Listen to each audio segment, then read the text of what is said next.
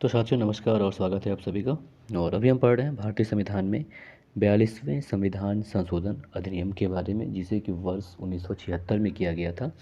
और ये बहुत ही महत्वपूर्ण संविधान संशोधन है और इसको लघु संविधान के रूप में भी जाना जाता है।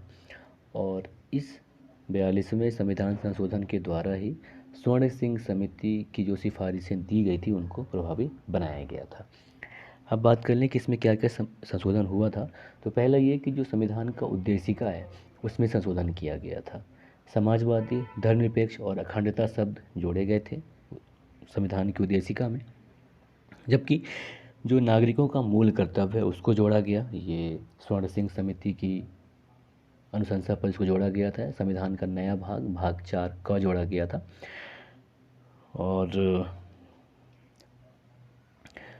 जो तीसरा अन्य संशोधन किया गया था वो ये था कि प्रशासनिक अधिकरणों एवं अन्य मामलों पर अधिकरणों की व्यवस्था की गई थी, यानी कि एक नए भाग 14 क को जोड़ा गया था। अनुच्छेद 323 क और अनुच्छेद 323 ख को इसमें जोड़ा गया था।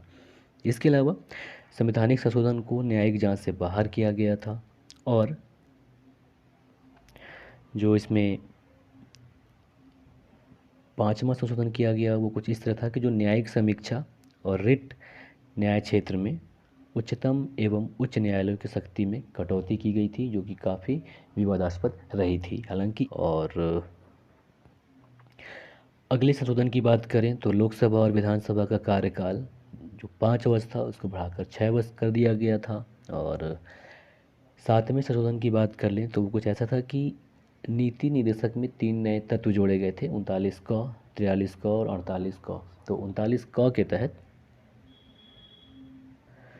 समान न्याय और निःशुल्क विधिक सहायता का व्यवस्था किया गया था, जबकि अनुच्छेद 43 क के अनुसार उद्योगों के प्रबंध में कामगारों के भाग लेना को जोड़ा गया। और अनुच्छेद 48 क के तहत पर्यावरण का संरक्षण और संवर्धन तथा वन और वन्य जीवों की रक्षा को राज्य के नीति निर्देशक तत्वों में शामिल किया गया। जबकि अन्य जो संशोधन किए गए उसकी बात करें तो कुछ ऐसा था कि जो 5 जो विषय थे जिनका राज्य सूची से समवर्ती सूची में स्थानांतरण किया गया था। और समवर्ती सूची की बात करें तो ऐसे सूची होते हैं जिस पे राज्य और केंद्र दोनों कानून बना सकती हैं, और अगर दोनों के द्वारा बनाया गया कानून एक दूसरे को अध्यारोपित करें तो केंद्र सरकार के द्वारा बनाया गया कानून प्रभावी होता है। तो ऐसी संदर्भ में 5 विषयों का जिसमें शामिल थी शिक्षा, वन और वन्य जीवों एवं पक्षियों का संरक्षण, नापतौल और न्याय प्रशासन तथा उच्चतम और उच्च न्यायालय के अलावा जितने भी न्यायालय हैं उनका गठन और संगठन इस संशोधन के तहत संशोधित किए गए थे। और अगले संशोधन की बात करें तो संसद और विधानमंडल में जो कोरम की आवश्यकता थी उसको समाप्त कर दिया गया था। इसके अलावा अखिल भारतीय विधिक सेवा के निर्माण की व्यवस्था की गई थी।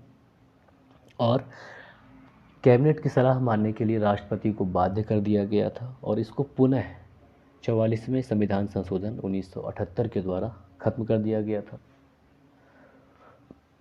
और इसी संविधान संशोधन अधिनियम में एक व्यवस्था यह की गई थी कि राज्य के नीति निदेशक यानी कि डीपीएसपी के क्रियान्वयन के लिए जो नियम बनाए जाएंगे उनको इस आधार पर कोई भी चुनौती नहीं दिया जा सकता है कि ये कानून मौलिक अधिकारों का हनन करते हैं।